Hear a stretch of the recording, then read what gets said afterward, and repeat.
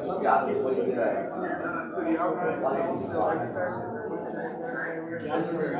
well, I mean, right, well, that was the council by the program that, right, so they had that display for like 2 months.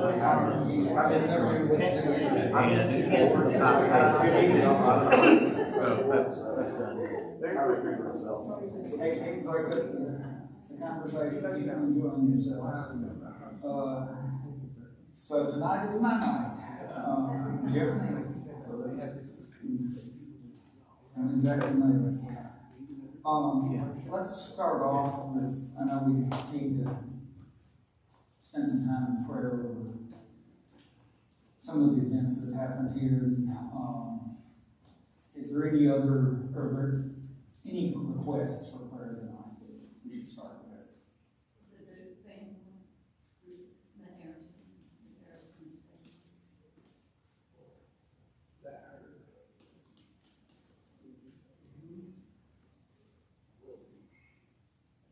Anything else?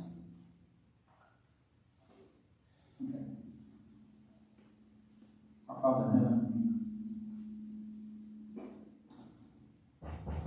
we thank you for this time that we have together to share our lives, to come before you,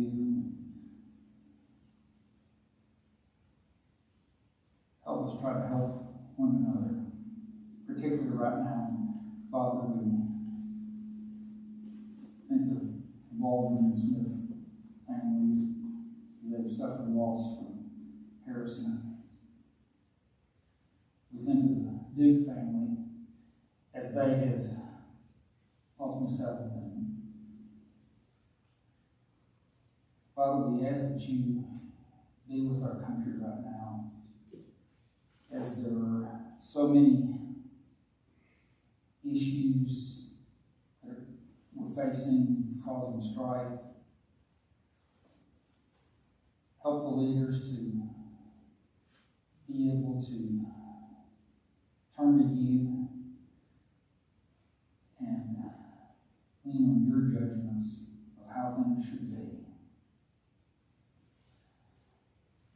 Father, we're so thankful for the last 2 Sunday nights that we've had where we've gotten together with sister congregations and greater together meetings. It has been a joyous, wonderful services that we've been able to be in.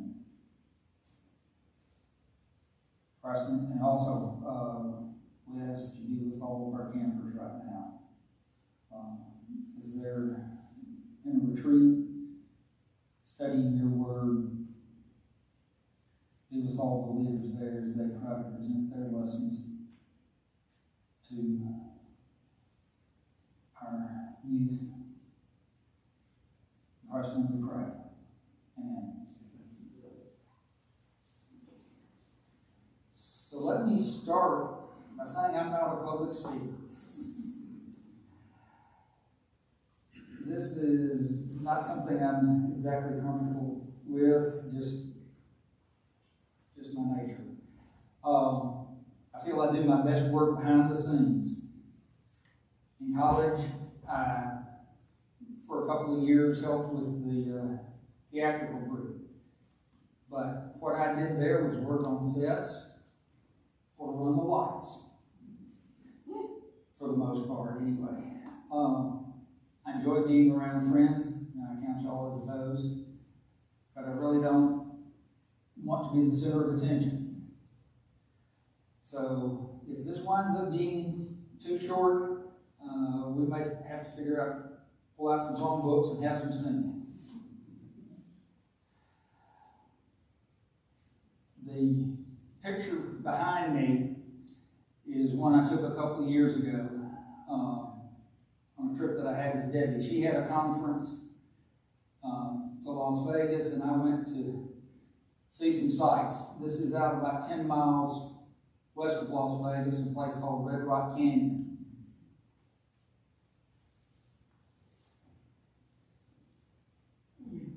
can't hardly see it, but you see that little mound right there?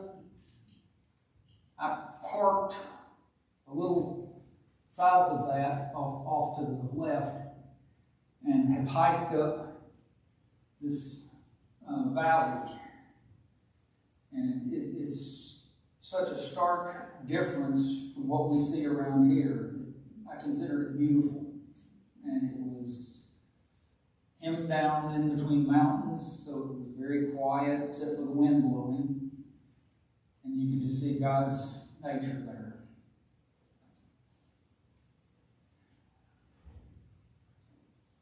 I'll just start with my parents. Oops. That is a picture of them in their later years. My dad, James, was born in 1926.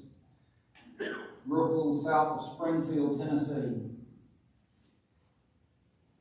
During his life, he served as a deacon and then as an elder at the church we attended in Tullahoma.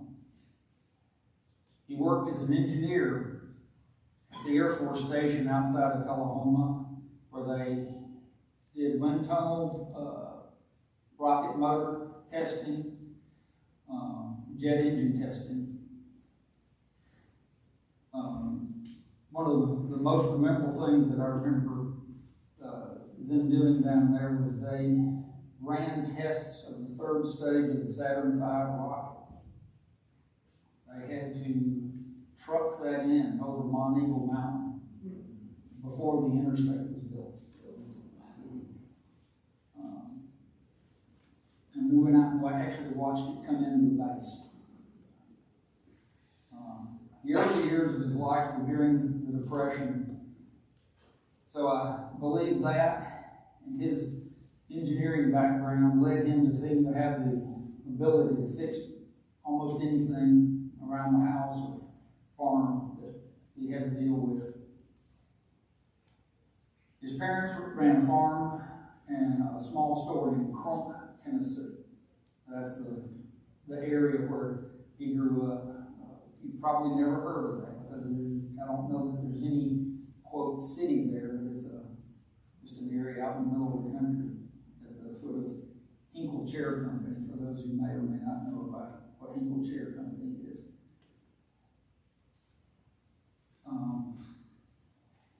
He had one brother who was 12 years older than he was, so I don't know that they had a whole lot of interaction. We would see them from time to time, but not too regularly.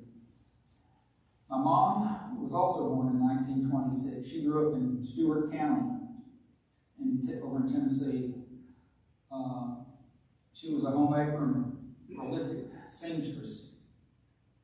She made most of her and my sister's clothes.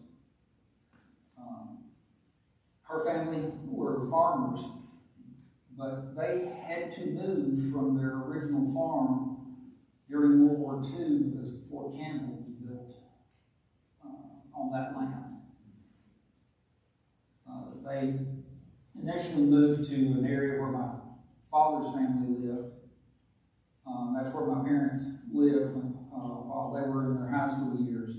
After a couple of years, her parents moved to Trenton, Tennessee. Or not Tennessee, Kentucky. Which is just a little ways out of Clarksville. She had 4 sisters and a brother. And they wound up with, there were 16 of us grandchildren. And so we grew up loving to get together and play games.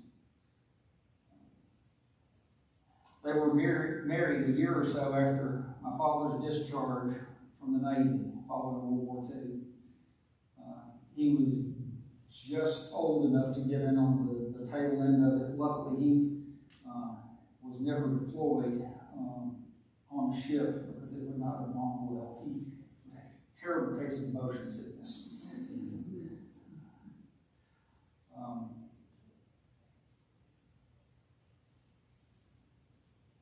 He attended Georgia Tech on the GI Bill, and after a job change or two, He accepted a job in Tullahoma, and my parents spent the rest of their life there, raising their family and working with the church there. One of the things I felt my father tried to live and stress was being responsible. A major example of this was his commitment to my mother. She was early diagnosed with Alzheimer's about 20 years before her death in 2017. He took care of her almost exclusively until his death in 2015, which came about fairly quickly and unexpectedly. My siblings. I have one brother who's 6 years older than I am, and a sister who's 6 years younger than myself. Some of my favorite family memories growing up were us going on road trips. My dad would need to attend conferences or meetings in various parts of the country. And when those occurred in the summer, we would pack up and have a road trip. So I have been fortunate enough to see a fair amount of the country. We've been everywhere from Niagara Falls to Key West, Los Angeles, Colorado Springs, and several places in between those points. I was born in Tullahoma. For the first 6 years of my life, we lived on a farm between Tullahoma and Manchester. My father ran that farm. We had 100 acres there, as well as while he was still working as a full-time engineer at AEDC. When I was in the first grade, we moved into Tullahoma proper. I think that was partially so that I could attend the schools there instead of the country schools that were out in the county. I graduated from high school in 1973.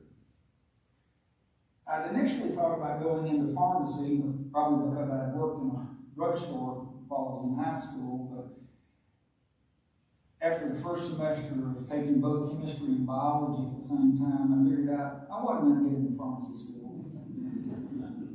But at least I had my science credits out of the way.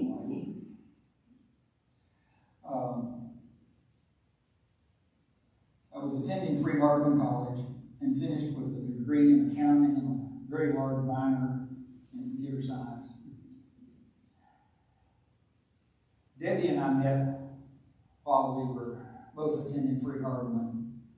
She has a degree in computer science, and even though we're in the same field for much of the coursework, she started down that path sooner than I did because of my earlier adventure.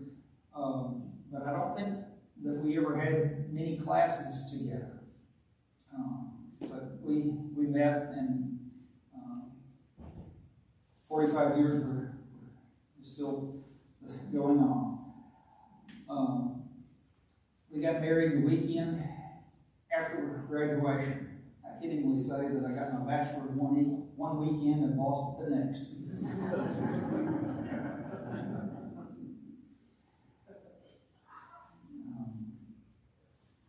I see there's one other college mate in here, sitting in the back.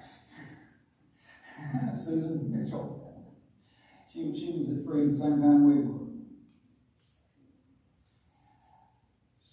We thought we wanted to live in the Nashville area, and so we moved initially to Murfreesboro because I needed to finish up a couple of classes so I'd have the appropriate number of hours for my degree. And she found a job at Southwestern Company, and initially as a key puncher, but as soon as the programming position came open, she was able to get that.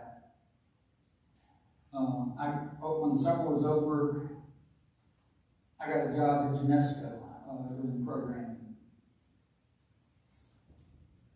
We recently celebrated our 45th wedding anniversary this past May. My time goes fast. After about 7 years at UNESCO, I changed where I was working and went to work for Service Merchandise and worked there until 2002. And then I started at Vanderbilt University Medical Center, and I'm still working there and pretty much enjoying it. It's nice. It's a fairly good place to work. So let's see. That's a couple of a picture of our parents, and Debbie and I. There's a slightly better picture of us. Okay. Nathan. He looks a little different now, certainly. He was born February of 1983. He came to our family through a private adoption.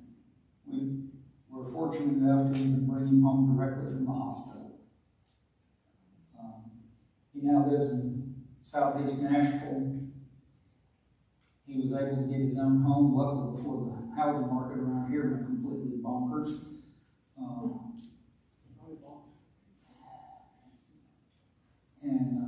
He attends here at Tusculum. He's working for HCA. He got that job following a summer internship. They offered him a position even before he finished up. He was working on his master's at the time. And they said, "You want to make this a permanent gig?" And yes, was the obvious answer. Russ, born November of 1989. He lives in Mount Jewel with his wife Brittany. They attend here at Tusculum. He works at Asurion doing data analytics. Interesting note about his birthday.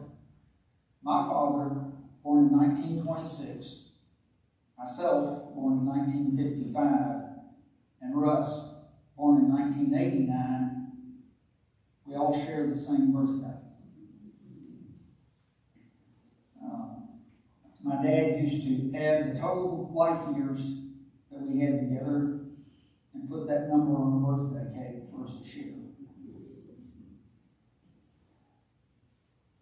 The boys have both wound up in IT. We never pushed them to that, but I guess they saw that it made a decent living. Now I'll come to Shannon, our daughter.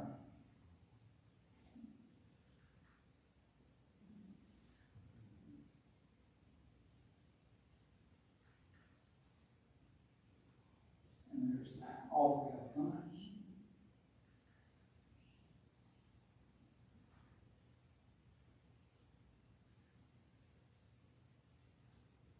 This section of our life is what I refer to as a roller coaster.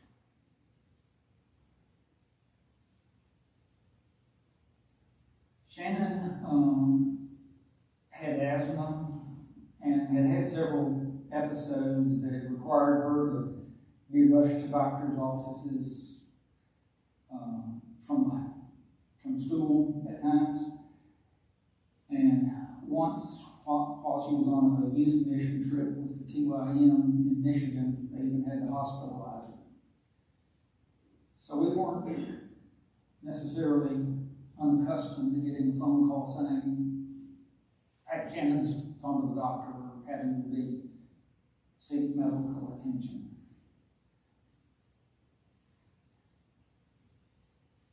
So that leads up to this. Also, I'm going to throw in several facts about the period of time around this, because there was blessings and there was horror stories during this time. Everyone probably remembers the hype around Y2K. Both Debbie and I working in IT, it was very busy and very financially rewarding. It was also very busy trying to raise a family, dealing with multiple health issues and school challenges. In early 1999, I started having problems with my hip. I figured initially that I'd been playing basketball with Russell and just pulled something, getting old. But it never seemed to quite heal up. So finally went to a doctor, and after spending months on crutches and having an attempted remediation surgery, where if you looked at the x-rays, it looked like they basically ran a 3/8" drill up my hip to try to get the bone to, hey, I'm hurt, I need to regrow and get the blood going. But I wound up having to have a hip replacement surgery in April of 2000. As I mentioned earlier, my cousins, we were a fairly close group. In early 1999, one of my cousins, one of the youngest, had a heart event that caused her to, she was driving with some of her kids in her car. She had a minor wreck as a result of the heart event, but she was right outside of the hospital when she wrecked. I managed to get her in there, but apparently it was insufficient because she wound up in a coma. She spent 15 months there.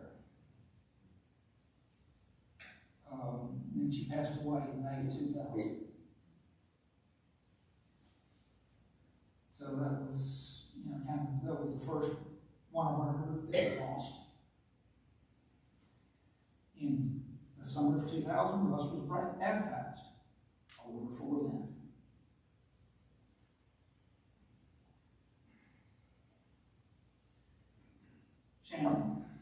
Shannon had made, she loved youth church camp, had made many friends. She would go to Tuscaloosa week up at Short Mountain, would come home a week, and then would go back for another week with the Yena and Pulaski churches. At the end of the summer, she and the group of the friends that she had met there the second week decided that they should get together and have a boating and tubing day down Timms Ford Lake. At the end of the day, when all of it had been fun and got tired, I guess, she and two other girls were riding on a tube, and they crossed the lake where the boat was pulling them, and they all bounced off. The two other girls were okay, but Shannon had hit her head badly on the water and suffered a cerebral hemorrhage.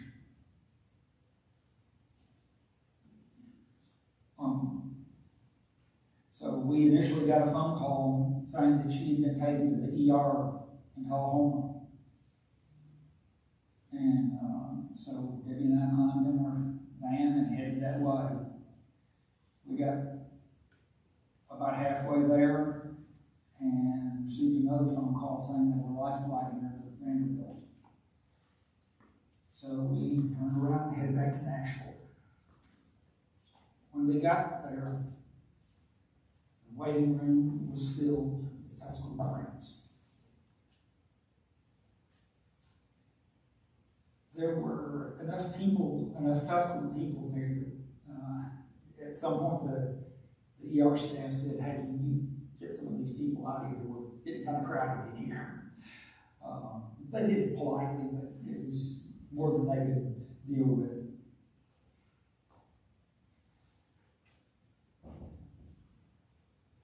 We took strength in our belief that God knows best. That she was secure in her belief in Him. And that He could see us through whatever might come. And prayed that He would do what was best for Shannon.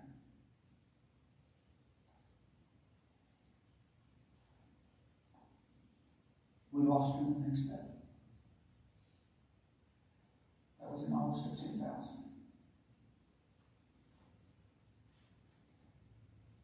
The outpouring of support that we received from the people here cannot be expressed in words.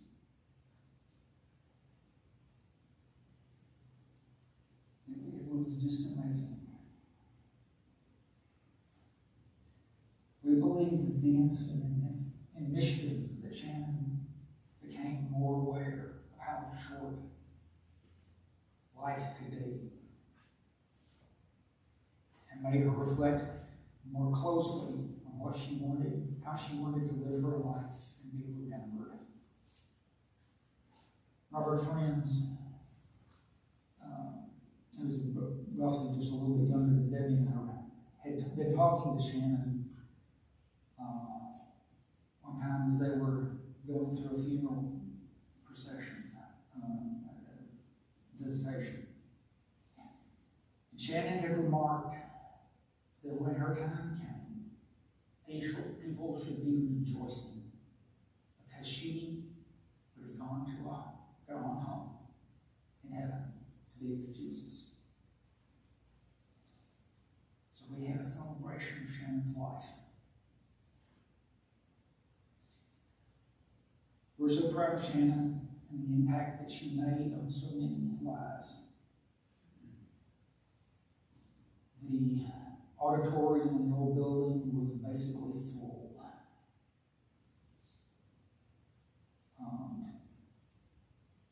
There were people from Lipscomb, from the churches that we had attended, from the church camp that had come. Afterwards, we heard of several of her friends who had been baptized because they realized how short life can really be on this earth.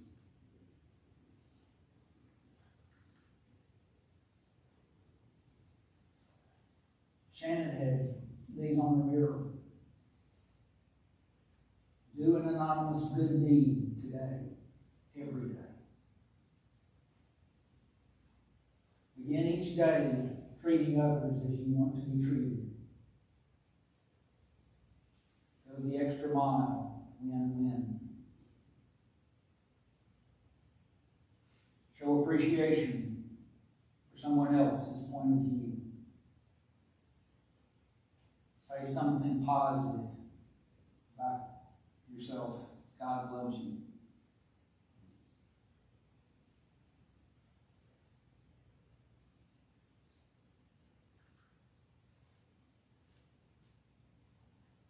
Someone donated a pretty good amount of money to Short Mountain Bible Camp and built a craft house. Shannon used to love to do the crafts up there.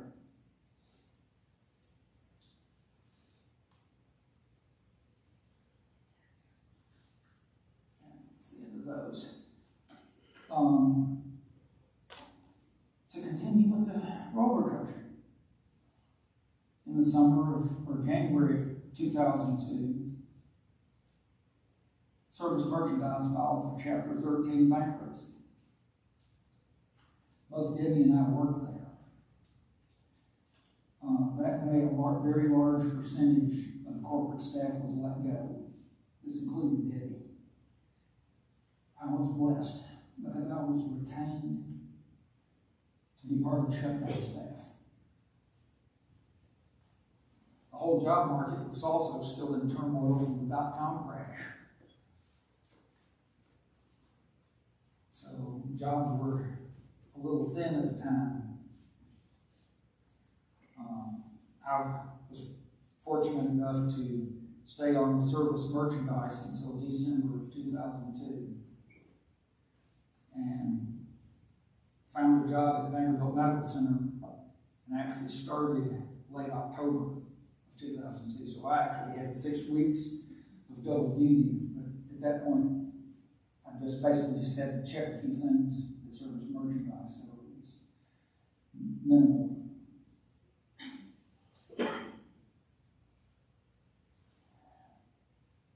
So things have somewhat smoothed out since then. Both the boys finished college degrees, and so I can say everything's smooth, but it is much better than that period of time in our life.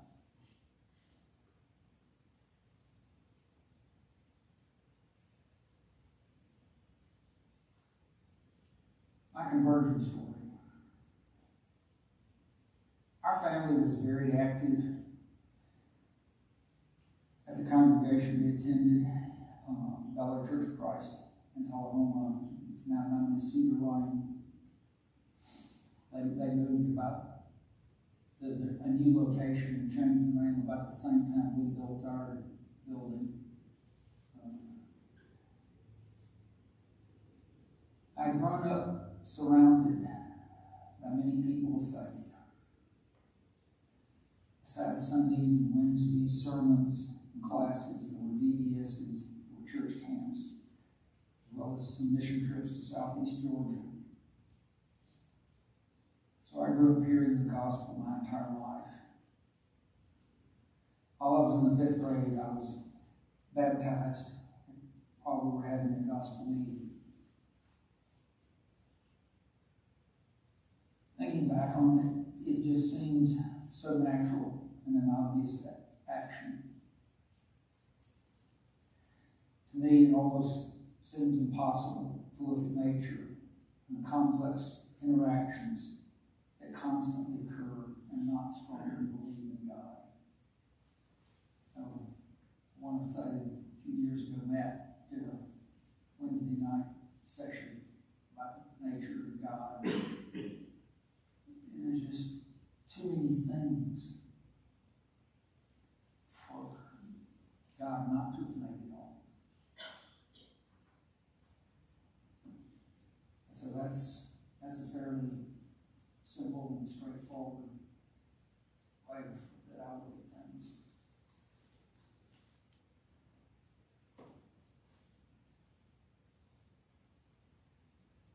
What do I hope for Tuscany? First off, I'm going to put in a plug for Mike and Jake's efforts.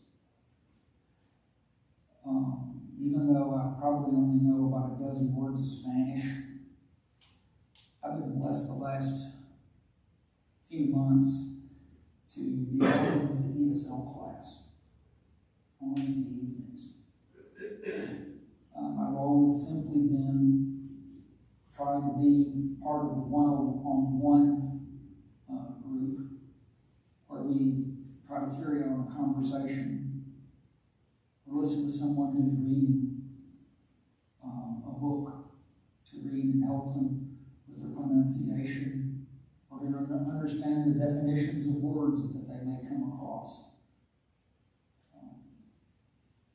So the people I've mostly been dealing with have a pretty decent grasp on English already, so I can't say it's much heavy lifting on my part, but I feel it's been rewarding.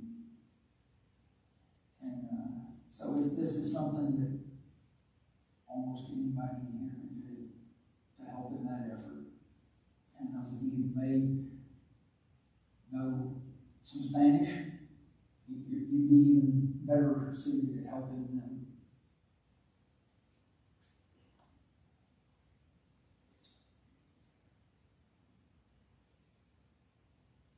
I hope Tusculum will continue to be the welcoming, caring, forgiving, and nurturing body of believers that I've witnessed over the past several years. Having friends who care, guide, and support you when life's bumps occur or when we misstep is so important as we all make our way through this life to our final reward. And letting people know that you're not perfect, that we all have our own struggles. That helps others feel less judged. Nobody likes to be judged. When they're down or hurting, letting praying with somebody, letting them talk, letting them let their baggage go. And another thing that I hope is, if there's anybody who doesn't have a ministry that they're actively involved in, find one. I'll probably do a dozen. Just find one and be involved with helping.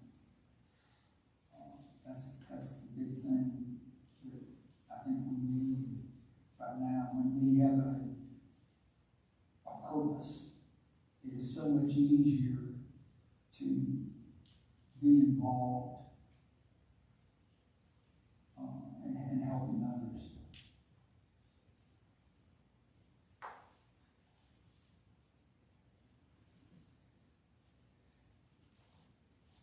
I know that I've mentioned work several times. I know that I'm probably approaching retirement age sometime in the next few years. I have several interests, not particularly great at any of them, but I enjoy being involved and active. And I'm sure there will be things here that can be helped. I think I'm one of the few that is basically tied to a desk or a computer all day long. So it will be refreshing not to basically be tied to that whenever this event comes.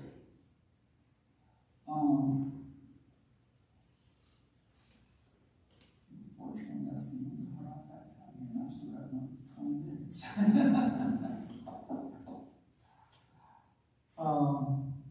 Jeff, I know you like to go, you take vacation every year, it seems to Gatlinburg, to the mountains somewhere. What do you like to do when you're away from computers and networks and software and all that stuff?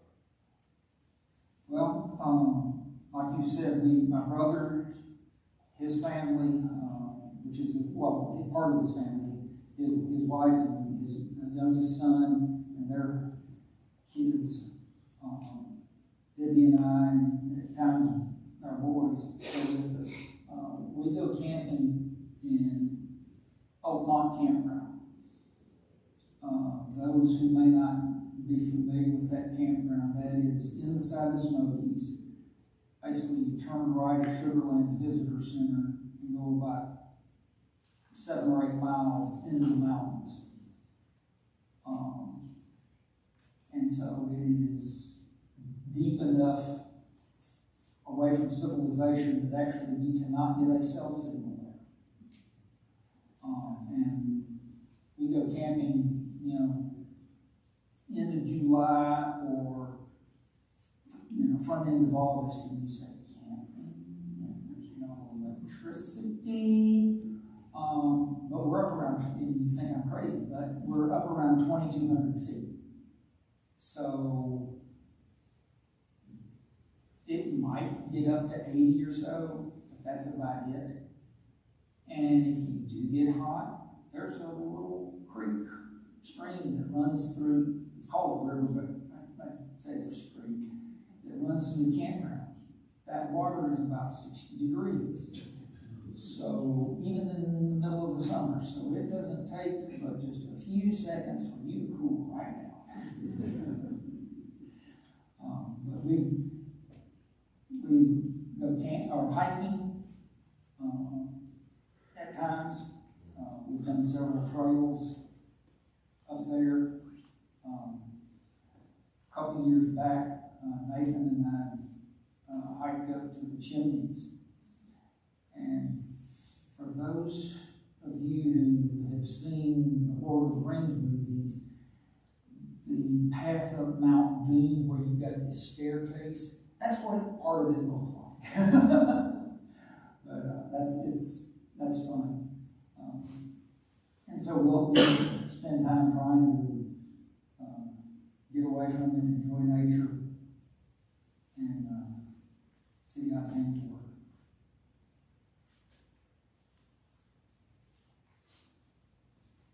other comments, questions?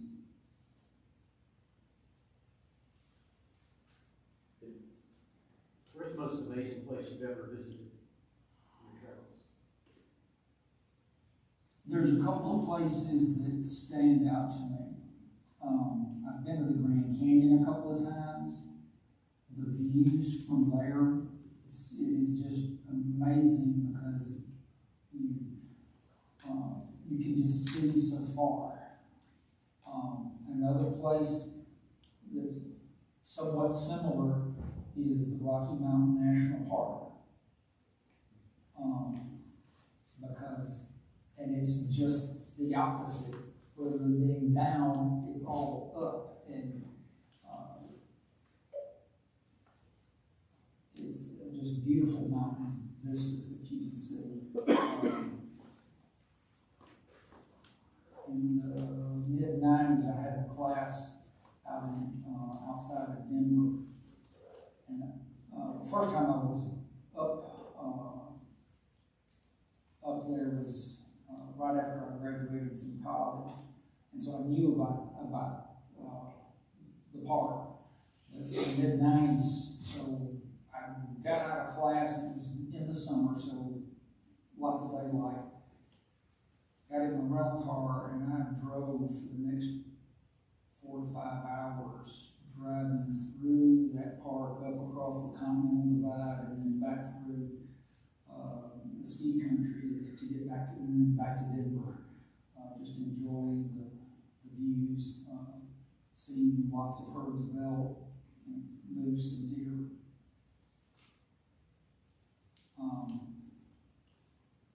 And then one other time there was a group of us from Volte that went up to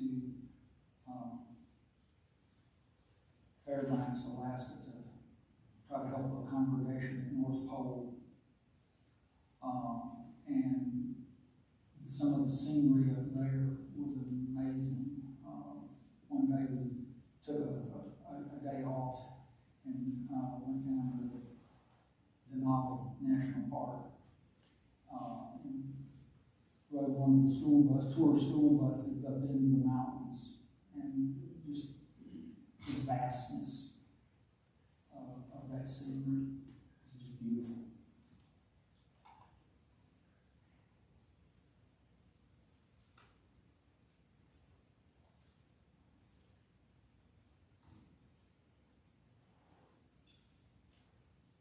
Anything else? Jeff, I know you had your dad and mom's picture when I walked in the ring on the screen. And I was fortunate enough to know your dad and mom. I guess better than just casual acquaintance, I think. Yeah. But I know that he served for many years as a shepherd down at church in Oklahoma. And there's a season of his life that I'd like to ask you what you learned from him. And it was that season when he cared for your mother. How diligent he was, how he loved her and cared for her through her sickness. Your perspective from son looking to dad through that season of his life, what were some important things you learned from him?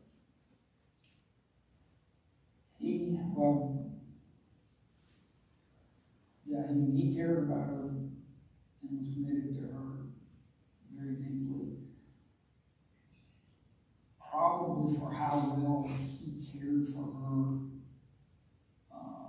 making sure that she got enough food, because she would not have eaten probably. He would feed her, keeping her as mobile as he could. Probably prolonged her life by many years.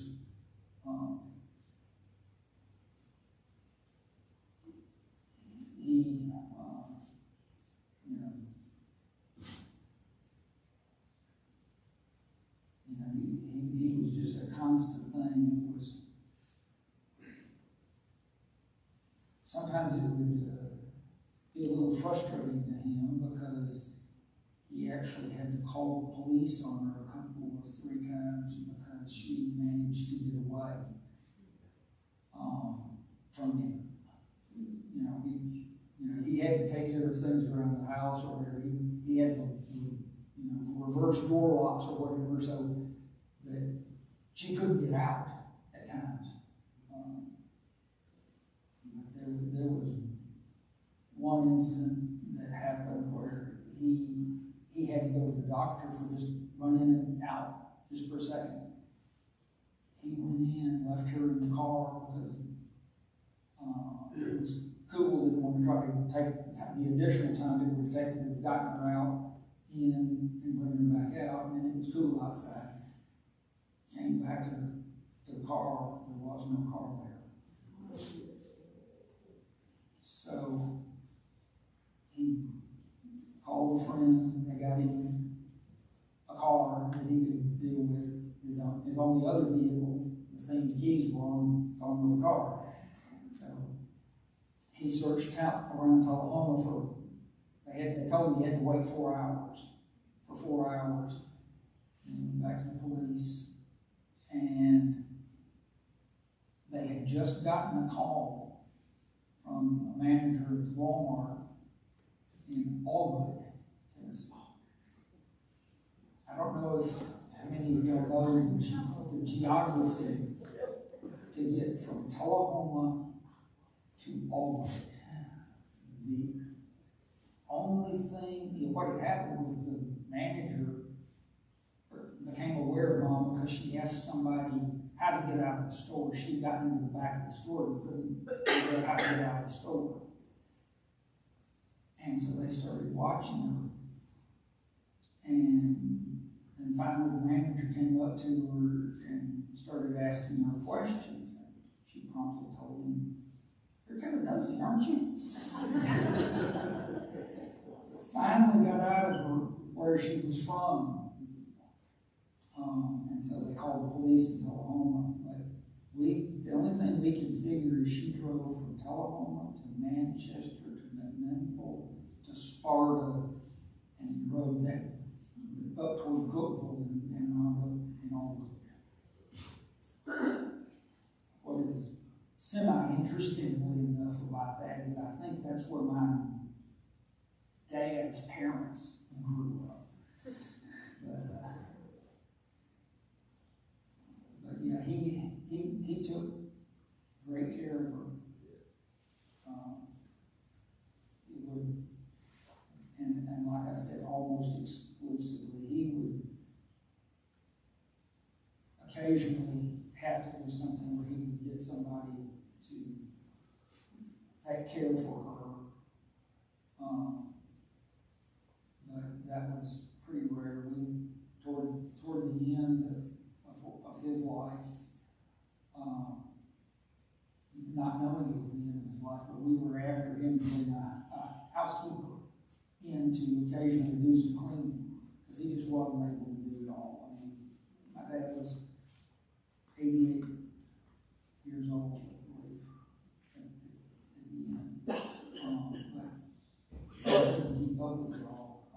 And as it turned out, this person normally was a caregiver.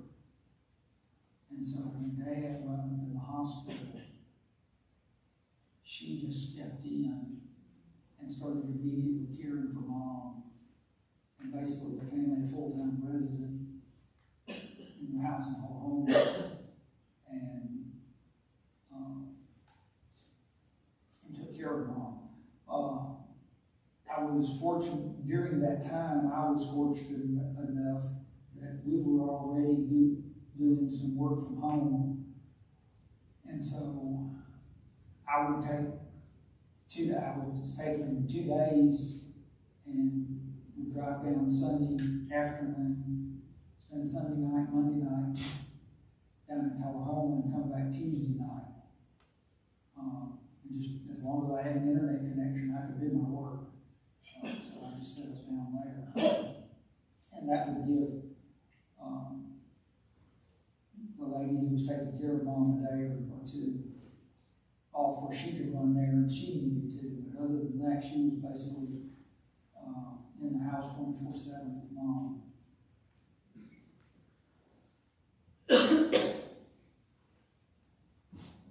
Yeah, what happened to Dad was he apparently got sick and wound up with a tear in his stomach. We don't know if it was coughing that caused that or if the coughing was a result because he had the tear and had blood in his stomach. But, and then he wound up passing away within 2 weeks of that event.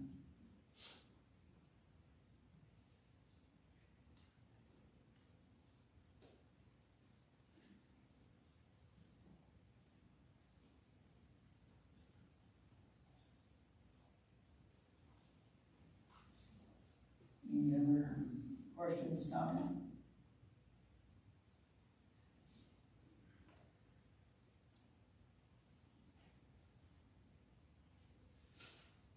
All right, then we'll just go ahead and close in prayer. Father in heaven, thank you for this. Again, thank you for this day. Thank you for the love that we share for one another here. The support that we give each other.